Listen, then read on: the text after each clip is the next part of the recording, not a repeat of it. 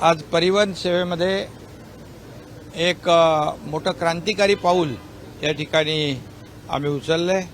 जवळपास 5,000 गाड्या डिझेलवरून LNG मध्ये आपण कन्व्हर्ट करतोय आणि देशातला हा पहिला प्रयोग आहे।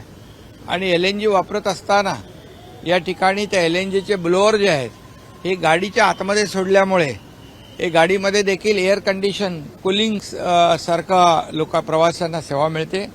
एअर कंडिशन गाडीसारखाच लोकांना आरामदायी प्रवास करता येईल आणि जवळपास यामुळे 10% प्रदूषण कमी होईल आणि 240 कोटी रुपये जवळपास याच्यामध्ये STचे बचत होतील आणि एक पर्यावरणपूरक प्रदूषण कमी करणारा हा प्रयोग आहे। आणि त्यामुळे मी आज LNG डिझेल टू LNG अशा प्रकारच्या गाड्यांचं कन्व्हर्जन होत आहे।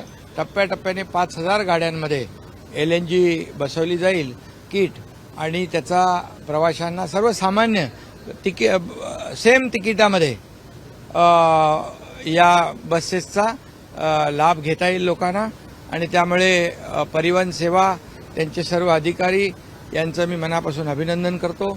यासाठी मंत्री रवींद्र चव्हाण यांनी सातत्याने पाठपुरावा केला, त्यांनाही शुभेच्छा देतो आणि सर्व अधिकाऱ्यांना मनापासून धन्यवाद देतो की एक नवीन एक सुरुवात काळाच्या बदलत्या काळानुरूप आपल्याला हे सगळं जे काही क्लायमेट चेंज, ग्लोबल वॉर्मिंग हे जे काही जगाच्या समोर ही समस्या आहे, पण महाराष्ट्रामध्ये प्रदूषण कमी करण्यासाठी अनेक उपाय आपण वापरतोय आणि ह्यातला हा सगळ्यात मोठा प्रयोग आज या ठिकाणी परिवहन सेवेच्या माध्यमातून आपण सुरू केलेला आहे। फायदा पण याच्यामुळे मोठा होणार। हा जवळपास 240-250 कोटीचा फायदा परिवहनला होईल, प्रदूषण कमी होईल आणि त्याच तिकिटामध्ये प्रवाशांना आरामदायी प्रवास करता येईल। कारण LNG मगाशी म्हटल्याप्रमाणे त्याचे ब्लोअर आतमध्ये एअर कंडिशनच्या माध्यमातून तशा प्रकारचे आपण सोडलेले आहेत, त्यामुळे त्याचा फायदा नक्की प्रवाशांना होईल।